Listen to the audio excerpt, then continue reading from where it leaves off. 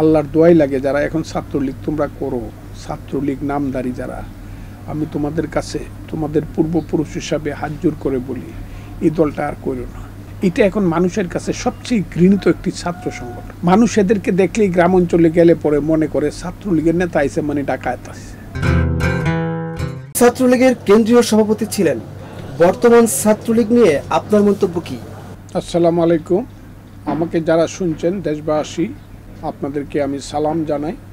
যারা আমার কথা নিতে এসছেন তাদেরকে আমি অসংখ্য ধন্যবাদ জানাই। এটা আমার জন্য খুব বিব্রতজনক একটা প্রশ্ন, খুব বিব্রতকর। কারণ আমি যে ছাত্রলীগ করতাম, আমি যে ছাত্রলীগের কর্মী বা নেতা ছিলাম বা সভাপতি ছিলাম বা সাধারণ সম্পাদক ছিলাম, আজকের ছাত্রলীগ এটা নয়, এটা আমার ছাত্রলীগ নয়। এখনকার ছাত্র রাজনীতি বাংলাদেশে এখন মানুষ এটাকে খুব ভয় করে, এটা একটা ভীতি করবে। বিশেষ করে ছাত্রলীগ, যে ছাত্রলীগের কথা আপনি আমাকে জিজ্ঞেস করলেন, আমি এদেরকে কি বলবো, এরা আমার সন্তানের চেয়েও ছোট। কারণ আমার সন্তানদের বয়স, বড়জনের বয়স এখন প্রায় 42-43 বছর, আমার মেয়ের বয়স 30 বছর, আমার ছোট ছেলেই ব্যারিস্টার হয়ে গেছে। এখনকার যে ছেলে মেয়েরা যারা ছাত্রলীগ করে তাদের সম্পর্কে আমি কি বলবো?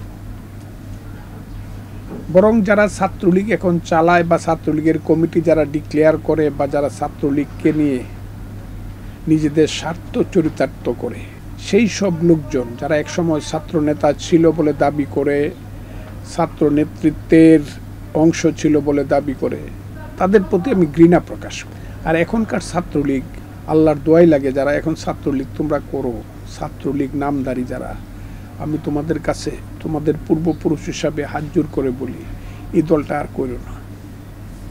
এটা এখন মানুষের কাছে সবচেয়ে ঘৃণিত একটি ছাত্র সংগঠন। মানুষ এদেরকে দেখলেই গ্রাম অঞ্চলে গেলে পরে মনে করে ছাত্রলীগের নেতা আইসে, মানে ডাকাত আছে। ছাত্রলীগের নেতা আসছে মানে সংঘবদ্ধ দল বেঁধে নারী দর্শন করার একজন অপ্রকৃষ্ট একজন লোক গ্রামে আসলো, এদেরকে ঘৃণা করে মানুষ, ভালো লাগে না। ওই যে কালকেও দেখলাম এই যে গণহারে যে হলে থাকে, আমি বললাম। তবে আমি তাদেরকে উপদেশ দেব, তাদেরকে আবার অনুরোধ করব, বাংলাদেশের সমস্ত ছাত্র যুবকদেরকে অনুরোধ করব, পৃথিবীর দিকে তাকাও। পৃথিবীর একটি দেশে কোনো ছাত্র রাজনীতি ছিল না, তার নাম পৃথিবীর সবচেয়ে শক্তিশালী দেশ যুক্তরাষ্ট্র। আজকে যুক্তরাষ্ট্রের বাইডেন সরকার পাগল হয়ে গেছে। ওই যে ছাত্র রাজনীতি বলবো না এটাকে, ছাত্রদের যে আন্দোলন এবং প্রতিবাদ, যেটা সারা বিশ্বব্যাপী ইসরায়েলের বিরুদ্ধে চলছিল, কিন্তু যুক্তরাষ্ট্র কর্ণপাত করছিল না, এখন বলা যায় যে তার ভিতর থেকে এমন প্রতিবাদ হচ্ছে এবং সেই প্রতিবাদের নেতৃত্ব দিচ্ছে ছাত্ররা।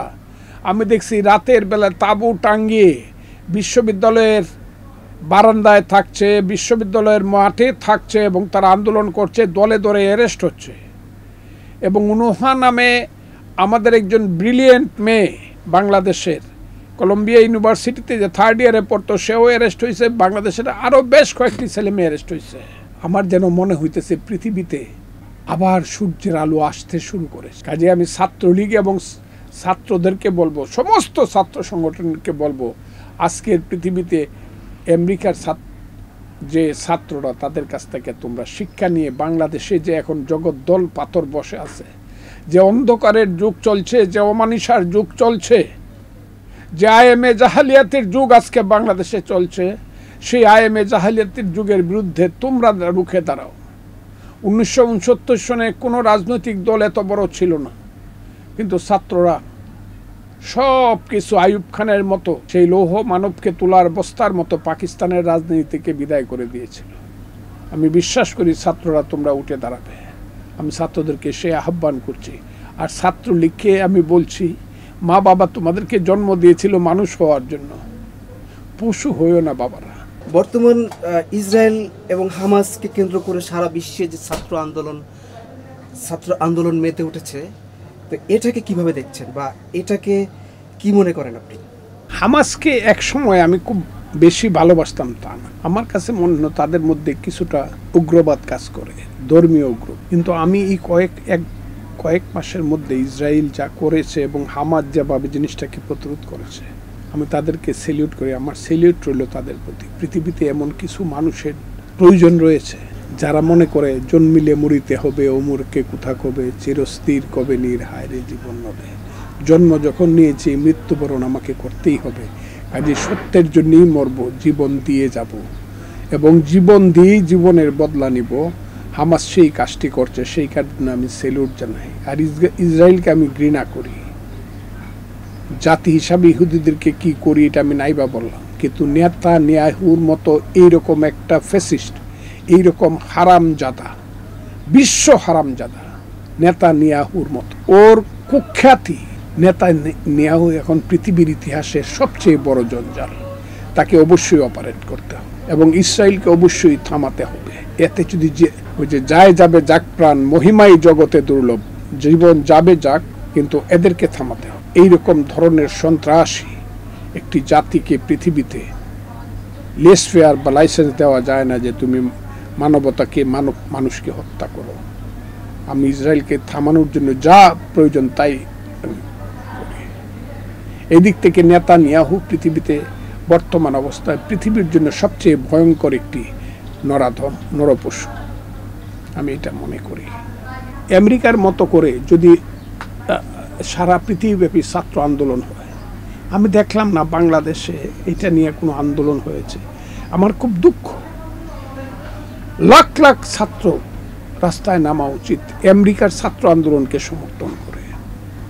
আমি তাদের কাছে আহ্বান করব, তোমরা ছাত্ররা আমার সন্তান সম।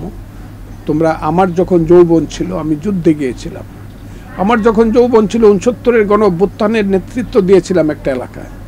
আমার যখন যৌবন ছিল চোখ বেঁধে নিয়ে গেছে ডিজিএফআই, তারপরও মুক্তি চেয়েছিলাম।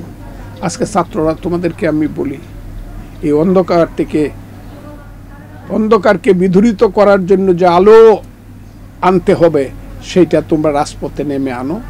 তোমরা আমেরিকার ছাত্র সমাজকে তোমরা সমর্থন করে তাদেরকে আরো শক্তি যোগাও, তাদের আন্দোলনে আরো শক্তি যোগাও। 1 জানুয়ারি 2024 চেঞ্জ টিভি পা রেখেছে সুরভিত 6 বছরে। সবার প্রতি নিরন্তর শুভেচ্ছা।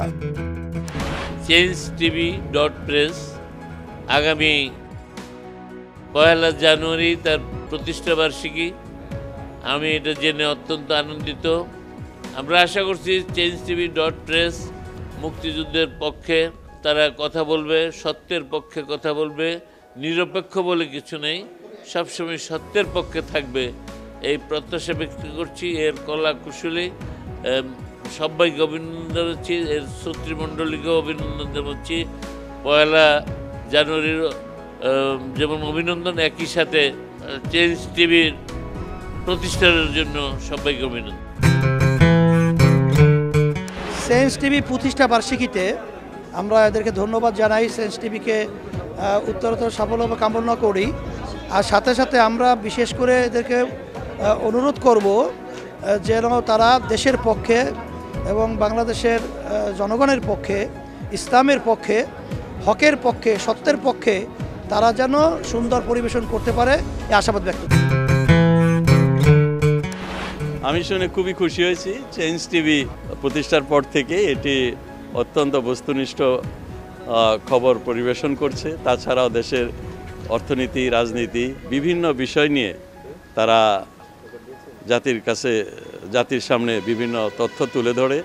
আমি মনে করি বাংলাদেশকে আরও উন্নত বিকশিত করার জন্য চেঞ্জ টিভি আরও অবদান রাখবে এবং বাংলাদেশে একটা অন্যতম গুরুত্বপূর্ণ একটা মিডিয়া হিসেবে প্রতিষ্ঠা লাভ করবে।